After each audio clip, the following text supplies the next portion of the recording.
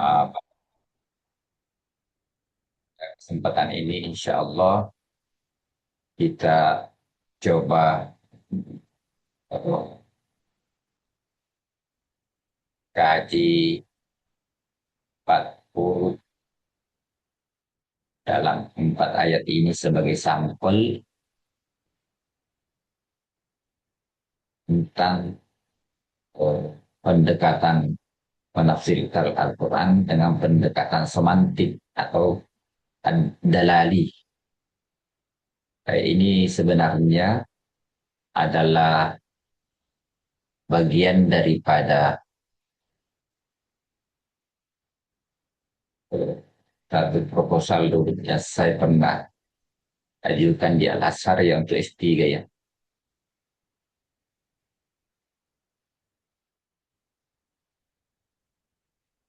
Waktu itu saya ajukan 5 judul.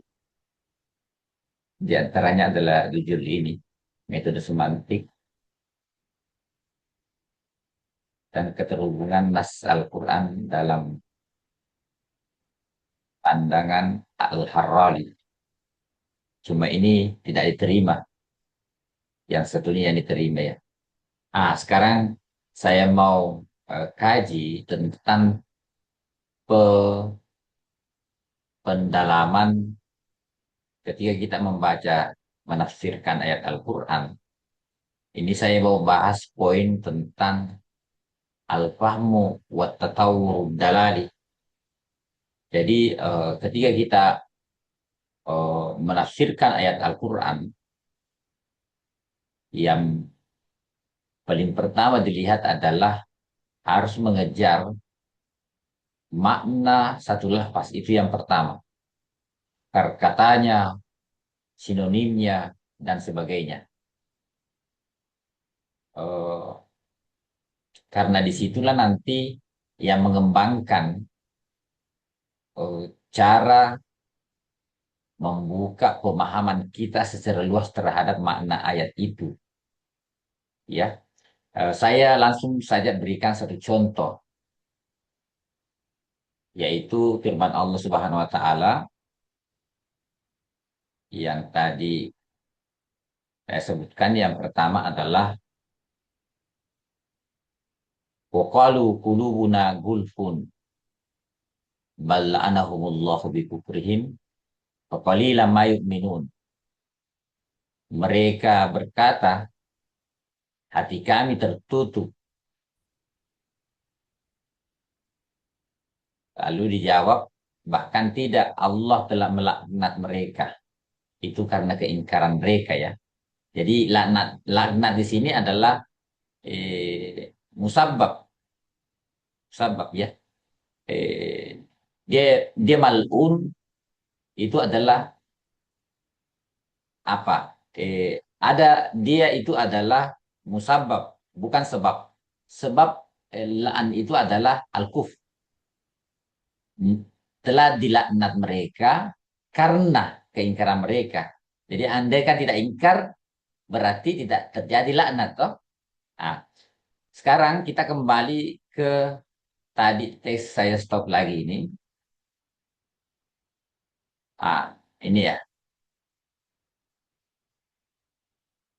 Kalau ini namanya pendekatan semantik, coba perhatikan, sudah nampak ya. Wa tafsir lafzul la'ni huna inda katsirin minal mufassirina. Jadi kalau kembali kepada tafsir apa namanya? Tafsir klasik pada umumnya itu dia tafsirkan al-la'na di situ sebagai apa? Ah, dia menafsirkan al-la'na ya dengan al-ibad. Kalau kita berbicara semantik, seperti la'ana, itu juga bagian daripada semantik. Kejar juga maknanya itu di samping mengejar pokok dan akar kata dan evolusi katanya itu la'ana. Ya, la'ana itu kalau kembali ke apa namanya kamus. Jadi kalau mau mencari apa mendalami akar kata kalimat yang dipakai Al-Quran, jangan membaca terjemah. Jadi itu terjemah justru memiskinkan kita memahami Al-Quran. Nanti kita buktikan di sini. Ya, la'ana mesti juga dilihat dari pemakaian al-ahruful mabani. Yang dimaksud dengan mabani, berapa hurufnya itu la'ana? Tiga ya. La, lam, ain, dan nun. Ya toh? Nah, apa maknanya kalau saya mengatakan dibalik alana ilnun terpublikasi toh ilmiah secara terbuka sirran wa alaniyah secara tersembunyi dan nampak. Kemudian kalau kita dahulukan lagi nunnya, apalagi makna nun na'lah yang biasanya itu tinggal di bawah itu, makanya na'lun itu sandal kan. Ah, tiga makna ini ada korelasi, ya. Ada korelasi terhadap makna yang dimaksud dalam Al-Quran.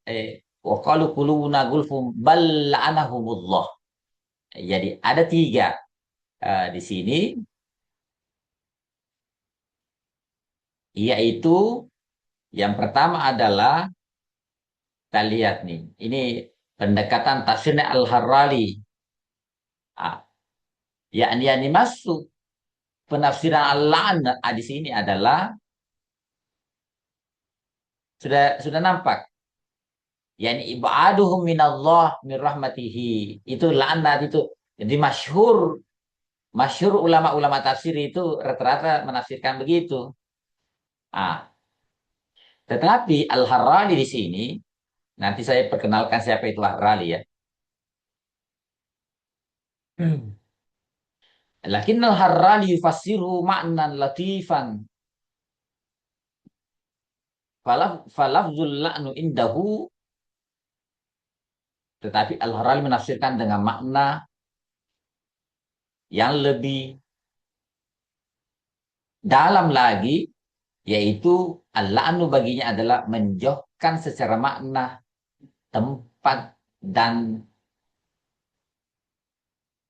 posisi. Ila ayyasirul mal'unu bimansilatin na'li fi asfalil kamah. Sampai yang dilaknat itu seperti kedudukannya sandal yang ada di bawah telapak kaki kita. Itu betapa hinanya ya. Nah, yulaki bihi dararul mu'ti. Dia banyak diinjak-injak terus. Apa saja yang lewat terinjak. Itu terlaknat itu. Ya, itu coba ini padukan dua kata alana la'ana dengan na'alah. Apalagi kalau dipadukan lagi tiga yaitu ilnan. Ya biasa kita dipermalukan tapi satu orang dia yang tahu kan. Sakitnya tidak sedih, tidak terlalu banyak. Tapi kalau kita dipermalukan dan dihina di depan banyak, tentu siksaannya lebih tinggi lagi kan. Ya. Nah, ini adalah pendekatan.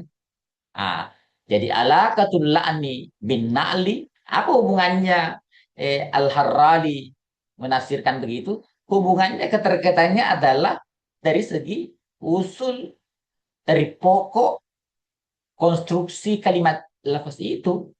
Usul kalimatnya adalah satu satu bab yang banyak dikaji dulu dalam bahasa Arab. Nah, jadi ketiga, ini belum saja satu kata saja yang tidak ada pembalikan terhadap huruf yang ada dalam kalimat itu pun sangat dalam. Apalagi kalau kita menelusuri lagi apanya, pembalikan daripada ini. Jadi ketika kita membaca Al-Quran, kalau mau mendalami secara ini ya, umpamanya la'nah ya, cari pokoknya itu, akar katanya itu al-la'nah. Bukan saja sampai di situ. Coba balik daripada semua, cari semua kalimat yang sama pokok huruf yang dipakai. Seperti kan tiga huruf di situ dipakai kan, yaitu lam, kemudian ain, kemudian nun. Nah, tinggal dibalik-balik yang sudah didahulukan, akhirkan la'ana, na'ala, alana. Jadi kalau dipadukan itu suatu kehinaan yang sangat ini ya. Karena sama dengan orang yang dilaknat oleh Allah Subhanahu wa taala itu semua makhluk juga ikut melaknatnya. Itu coba yang kan itu. Itulah keterpaduannya ilnan ya. Sehingga yang dilaknat itu semua makhluk akan melihat kehinaannya ya. Wa qalu qulubuna gulfun bal la'anahumullahu bikufrin wa qalilan ma yu'minun. Ah, itu yang pertama. Nah, sekarang yang kedua, contoh yang kedua, firman Allah Subhanahu wa taala. Jadi itu tadi tentang eh, pendekatan semantik melihat dari segi eh, pokok huruf yang dipakai kalimat itu, ya, keterkaitannya la'ana, la'ana, alana, na'ala, ya toh? Kalau kalau ter, kalau itu sudah sudah komplit sudah itu. Apa? Kemudian selanjutnya Imam Al-Ghazali dalam firman Allah Subhanahu wa taala, bukan Imam, sorry, Abu Hasan Al-Harrali ya. Jadi saya ceritakan sedikit ya. Ini Abu Hasan Al-Harrali. Kenapa dulu saya ajukan eh, sebagai judul disertasi metodologi semantiknya dalam penafsiran Al-Quran, karena termasuk ulama yang belum mendapatkan haknya yang sepatutnya ya. Eh, Dia adalah segenerasi dengan bahkan biasa bertemu dengan Ibnu Arabi As-Sufi. Anda tahu Ibnu Arabi yang orang Sufi kan, yang ahli takwil itu kan. Itu dia pernah ketemu itu, bahkan koleganya ya. Kemudian terus eh, ada salah satu tafsir yang abad ke-10 Hijriah, itu adalah tafsir paling monumental, adalah karya tafsir yang dianggap pembaruan pada saatnya karena belum pernah ada yang menulis tafsir seperti itu, sehingga apapun keterkaitannya semua dia bisa apa, semua dia bisa rangkai, hubungkan ayat dengan ayat yang lain, antara surah dengan surah yang lain. Itu karangannya Al-Biqai, itu disebut dengan Nazmud Durar ya. Nazmud Durar, untaian apa, permata gitu.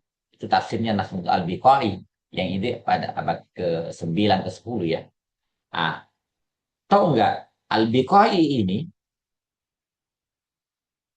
Al-Biqai ini adalah, kalau Anda mau mencari tentang munasabah ayat, ah, munasabah ayat, keterhubungan ayat dengan ayat lain, atau keterhubungan surah dengan surah, maka referensi utama adalah, yang paling banyak berbicara tafsir itu satu-satunya adalah apa? Adalah Al-Biqai, Nazmud Durar, ya. Itu. Walaupun Al-Fahru Razi, Fatihul Ghaib, tapi itu Anda hanya porsinya kecil ya. Hanya sekian persen yang saja.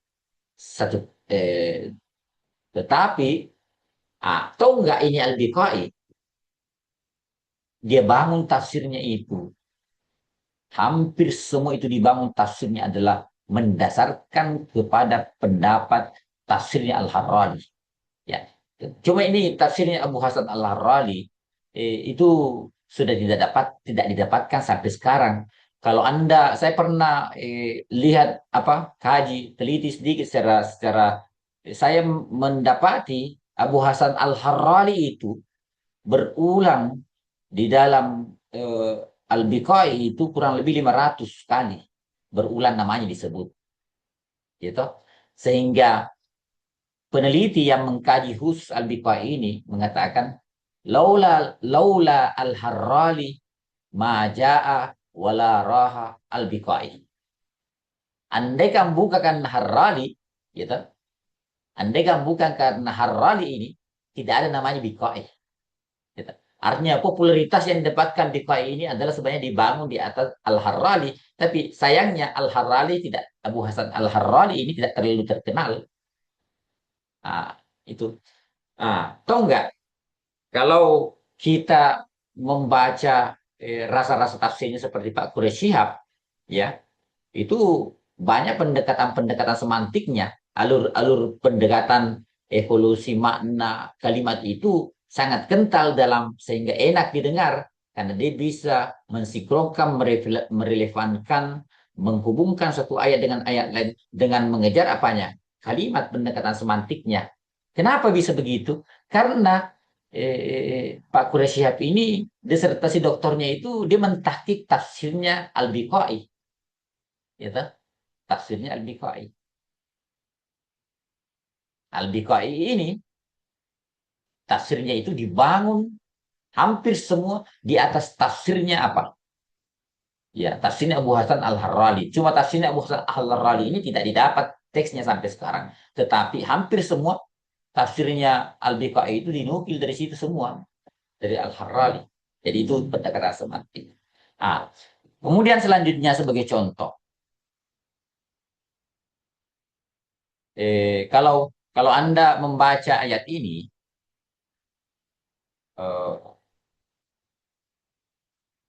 coba betapa hilangnya kita banyak makna dalam Al-Quran. Wala ta'kulu amwalakum bainakum bil batil. Ya toh?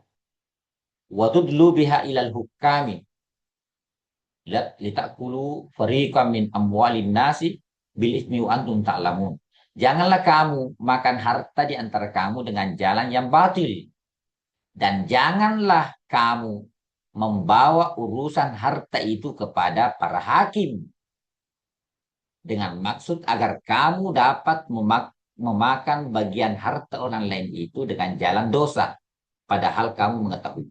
Coba bayangkan kalau Anda berdasarkan memahami Al-Quran berdasarkan Anda kehilangan banyak makna. Salah satu contohnya waktu dulu. Apa maknanya tudelu di situ? Terjemahan Kemenak ini mengartikan janganlah kamu membawa, gitu. Nah, padahal bukan itu makna bahasa Arabnya, walaupun tujuannya mirip. Nah, coba dilihat dari apa namanya tafsir, ya,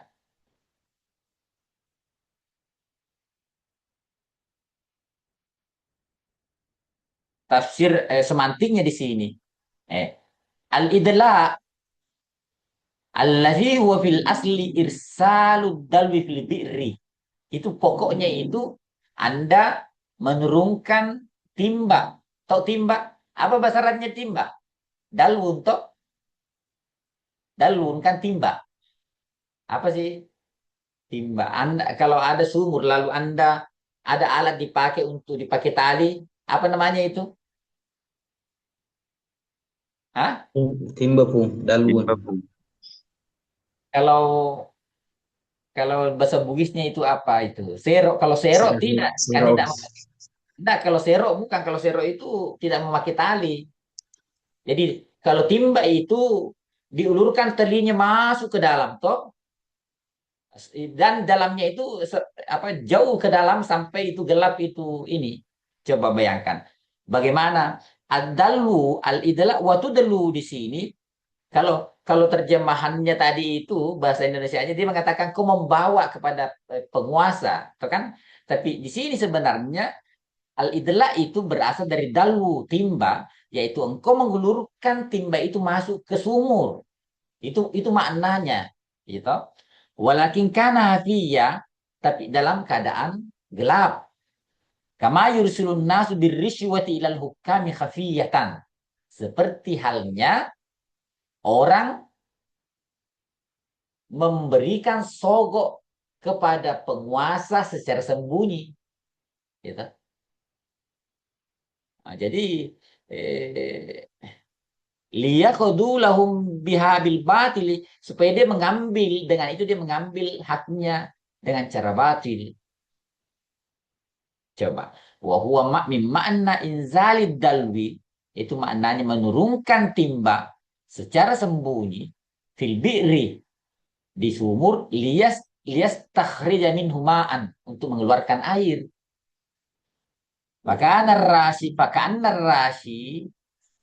maka seakan-akan penyogok itu yudala dalwa riswatihi, dia mengulurkan timba sogokannya itu kepada hakim, lias takhrija jawrahu liyakula bihi malan, agar dia mendapatkan apa? Ah, keuntungannya, dan memakan harta orang lain. Ya, itu ya. Coba kalau kau berdasarkan saja, kita kehilangan. Ini baru satu kalimat saja loh. Belum kita membahas tentang kebahagiaannya dan sebagainya dan seterusnya. Itu ayat kedua. Ayat ketiga, saya tampilkan ayatnya biar ayat ketiga, Allah Subhanahu wa taala berfirman, "Wa minan nasi may yaqulu amanna billahi wa bil yaumil akhir wa ma hum bimumin." Nah, saya mau bertanya begini. Ini kan ayat ini berbicara dalam konteks apa, golongan-golongan manusia, kan itu dalam surah Al-Baqarah yang pertama, 5 ayat pertama itu berbicara tentang orang muttaqin ya.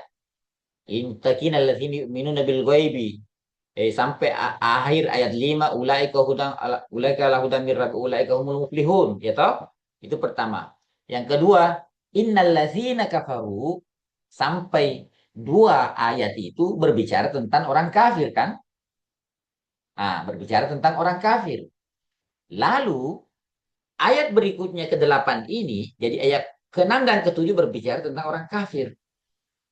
Kemudian ayat ke-8 ini berbicara tentang siapa? Nah, kenapa tidak mengatakan innal munafikina?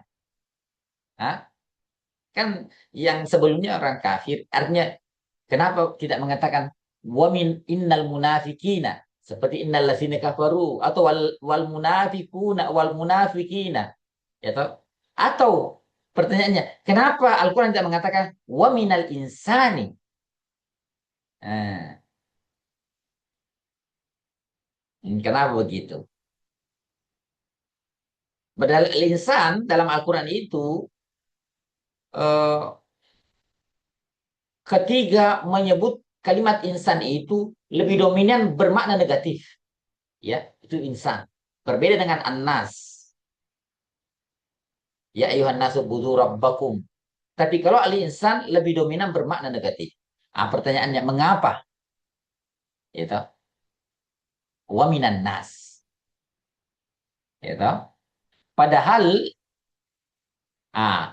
di sini pendekatan semantiknya, karena asal kata annas ini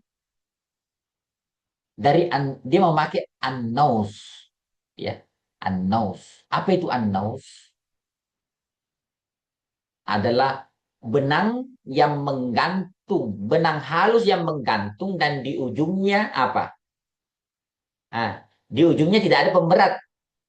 Kalau ada benang menggantung, lalu di ujungnya tidak ada pemberat, apa yang terjadi? Kalau diterpa angin, toh kemana-mana, toh. Nah, makanya itulah menggambarkan pengambilan, tidak dikatakan waminal insani, ya toh. Padahal oh, akar kata daripada insan itu ada mengatakan al-inas, ya. Al-inas, al-inas artinya adalah sesuatu yang berkembang, sesuatu terupdate. Karena memang manusia itu berkembang, pemikirannya berkembang, sifat-sifatnya bisa berkembang, tubuhnya juga berkembang. Di antaranya juga eh, apa alisan dari anisian, gitu, sehingga disebut pelupa. Ada juga mengatakan al-insu, apa namanya, al-anis, karena al-anis itu adalah makna jinak. Jadi manusia itu ketika dia bertemu dengan manusia, dia lebih condong lebih jinak, ya. Jadi, artinya mudah dijinakkan, itu makhluk manusia, ya. Nah, kalau annas ini annaus, annaus. Ah, coba lihat apa yang dikatakan apa namanya? Annaus.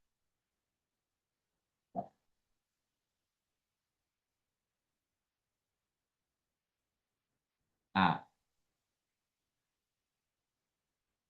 fi ikhtiyari lafzi naus, fi ikhtiyari lafzi annaus, fiha kad al-mahal harrali, harrali mendapatkan sentuhan yang sangat dalam dari pokok kata itu. Karena setelah penyebutan dua karakter manusia, kalau orang beriman, yaitu lahir batinnya dan zahirnya mukmin kan. Sedangkan orang kafir, batinnya dan zahirnya kafir. Nah, di sana ada orang apa memiliki duanya, kafir dan mukmin juga. Makanya itulah juga kenapa dikatakan waminan nasi, karena terbagi dua dirinya sebahagian kafir, sebahagian mukmin. Itu tidak dikatakan innalladzina kafaru. Kenapa tidak maktuf langsung di situ wal munafikin atau nah itu anunya. Jadi setengah jadi orang munafik itu kan zahirnya zahirnya mukmin, zahirnya mukmin, tetapi batinnya kafir. Nah, jadi seakan-akan manusia setengah-setengah ya akan dipakailah waminan nasi, ya waminan nasi. Ah, dipakai apa-apa anunya wa awalladzina kafaru bilafzin nas. Kenapa dipakai lafzin nas? Untuk nah, untuk menampakkan makna an-naus. An-naus bihim. Littirabihim baina halaini. Karena dia berada atas hapsu. Kalau Anda kembali ke Al-Qamusul Muhitul Azam, Mujamul Qamus, Mufradat, maknanya an-naus itu adalah atas hapsu. Yani musabit sabina baina thalika la haula wa la haula. Dia berada dia di antara dua situasi, dua kondisi. Lianna naus harakatus syai'il latifi al muallaki fil hawa. Itu gerakannya sesuatu yang halus yang menggantung di udara. Kalau khaitil muallak seperti apa benang yang menggantung, allazi laisa fi tarfihil asfal ma yuskiluhu, di mana pada ujungnya tidak ada yang memberatkannya. Coba bayangkan saja, ada benang menggantung, tidak ada pemberatnya di ujungnya, tiup-tiup saja goyang, tidak ada anunya ya. Itu sama dengan eh, orang-orang munafik, qalu amanna, dia berkata eh, sama orang mukmin, kan beriman juga. Dia mengatakan itu untuk ngejek-ngejek. Wa idza khala ila ini dia kembali kepada bos-bosnya. Kalau inna ma'akum, kamu, saya tetap sama kamu, sama kalian. Saya mengecapkan beriman kepada itu sahabat-sahabat Nabi itu anu saja, omong-omong itu stasiun. Jadi, fala yazalu muttariban baina jihataini. Dia selalu gitu ya. Walam ah coba coba pemilihan makna Al-Qur'an. Mengapa memakai waminan nasi, memakai annas, kenapa bukan al-insan?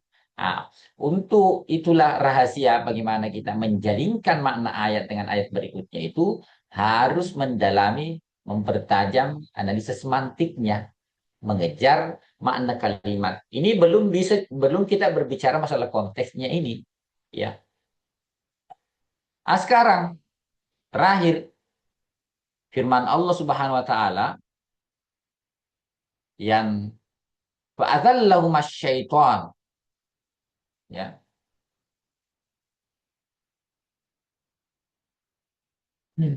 Fa adzallahuma syaitanu anha fa akhrajahuma mimma kana fi. Lalu setan menggelincirkannya, menggelincirkan keduanya darinya, yaitu Adam dan Hawa. Ini kan ayat ini kan didahului. Kulna ya Adam uskun anta wa zawjuka. Ah, wa kula min ma ragana haitsu syi'tuma. Maka apa saja. Ya, artinya ketika Nabi Adam sudah ya. Wala taqrabah hadhihi syajarah takuna minadz zalimin. Dan jangan kau dekati pohon ini. Nah, sehingga keduanya dikeluarkan dari segala kenikmatan ketika keduanya ada di sana. Fa'adzallahumas syaitan. Mengapa di sini tidak memakai fa'adzallahumal iblisu? Ah, kenapa memakai syaitan? Jadi asal pokok syaitan ini ada dua, yaitu syaitana bermakna baudah, ya. Ada juga asyait, syaitun. Jadi berarti syait ini tambahan alif dan nun itu adalah ziyadah. Mari kita lihat apa yang disampaikan Al-Harrani di sini.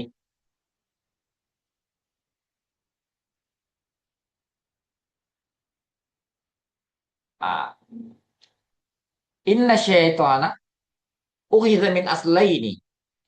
Diambil dari dua pokok kata. Jadi dua asal katanya itu syaitan. Syaitana itu jauh. Wa minasyait dan juga dari syait. Yaitu al-isra' fil ihtiraki. Cepat terbakar. Wa fil maknanya ini. Coba. Jadi asyaiton. Nah, dua makna kalimat. Jadi kejahat. Kalau kita pakai asyait. Kalau asyait. Itu kan di dalam bahasa Arab mahmum balaga itu seperti Ar-Rahman. Itu kan yakni al-mubalagatu fil imtila. Ya. Melimpah sifat itu. Melimpah sifat rahamnya Allah itu. Sama dengan jauhan, ya. Itu rasa-rasa perasaan dalam semua itu. Ghadban. Artinya itu menunjukkan sifat yang melimpah dalam diri sesuatu. Ghadban, marah, ya. Itu adalah mubalaghah. Apa lagi? Rahman, apa nama? Ghadban, jauhan, syaba'an, ya. Itu rasa melimpah. Jadi berpadu antara dua pokok kata syatana yang memang sudah menjauh dan juga pada waktu yang sama adalah rasa melimpah. Jadi siapapun yang melimpah kejahatan di dalam dirinya disebut juga dengan syaitan. Ya, bisa menyebut orang itu syaitan. Setan kau. Karena dalam Al-Quran juga begitu. Wa idza khala ila syayatinihim. Orang-orang munafik itu bila bersama sama teman-temannya, bos-bosnya, maksudnya syayatinihim toh, yang mempengaruhi mereka. Qalu inna ma'akum. Ada juga syayatinul insi wal jin nih Kak. Ada setannya jin, ada juga setannya manusia.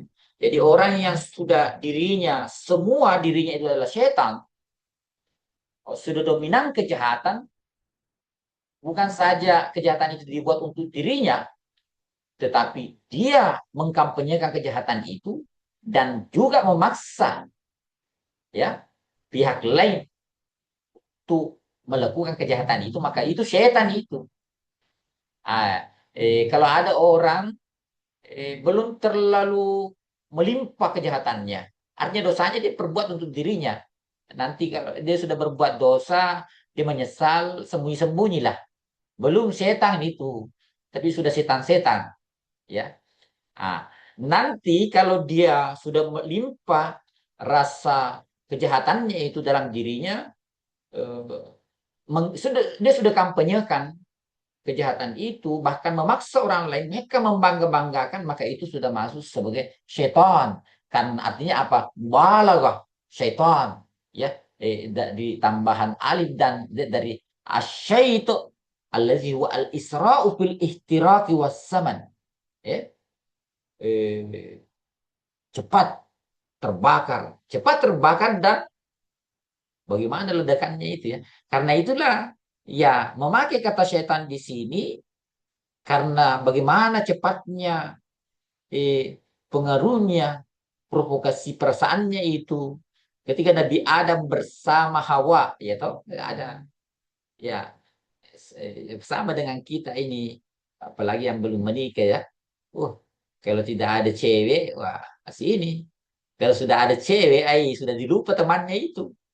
Ah, itu karena itu sudah datang sifat setan, ya, karena sudah memonopoli rasa ingin diperhatikan, ingin mendapatkan apa namanya penilaian dari. Jadi ini kan andai kan bukan dalam konteks unik itu fa'azallahuma iblisu. Ya. Karena pada konteks ayat lain juga eh, yang terlibat di situ adalah apa? Ah, yang terlibat di situ adalah iblis toh. Ah, qala ma manaka an tasjuda lima khalaqtu bi yadayya astakbarta am kunta minal alin. Qala ana khairum min khalaqtani min nari wa khalaqtahu min tin. Qala fakhruj minna fa innaka rajim wa inna 'alaika la'nati ila yaumil. Apa permintaannya? La uzayyinanna lahum fil abdi wal ughwiyannahum ajma'in. Itu kan iblis di situ. Ah, qur rabbi anzirni ila yaumi ba'atsun qala innaka minal agwai fabima agwaitani la aqudanna lahum siratakal mustaqim. Itu kan iblis di situ disebut, bukan setan. Jadi penampakan setan di sini adalah bisa saja bagaimana tergelincirnya Nabi Adam alaihissalam itu karena akumulasi berbagai faktor, ya toh, termasuk tadi itu ada pasangan, ya, karena kan ayat ini kan sebelum apa itu, kulna ya ada muskun anta wa zaujuka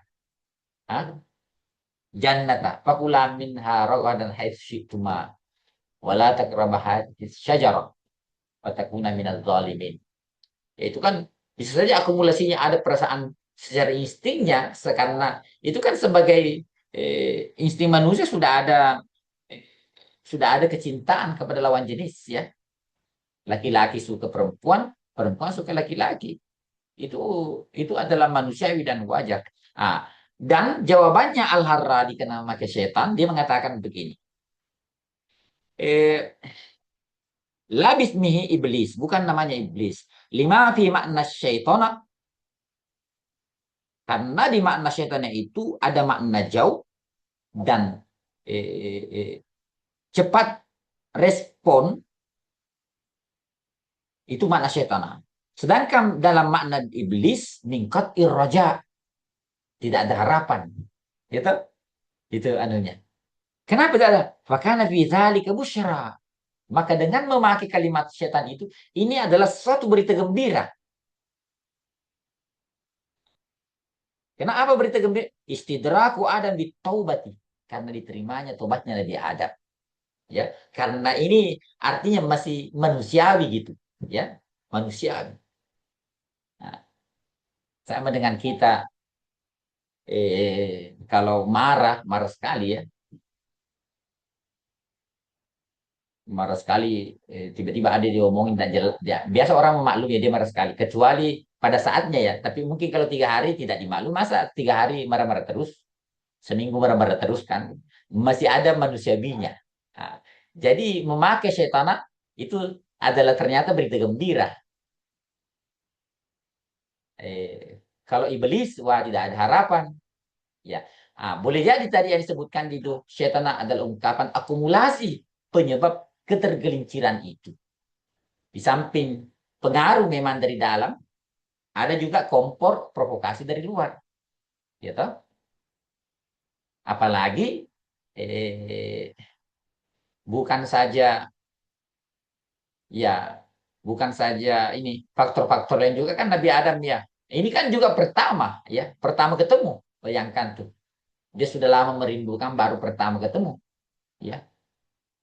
Nabi Adam sebenarnya dikeluarkan ketika diciptakan dia menjadi merasa ini kayak tidak atau apa tidak sempurna, tidak ada pasangannya, dan diciptakanlah. Artinya dia sudah merindukan pasangan itu sebelum dicipta. Maka ketika sama dengan kita, ya, ketika kita rindu lalu bertemu, itu ada momen-momen yang di luar kendali perasaan kita, toh.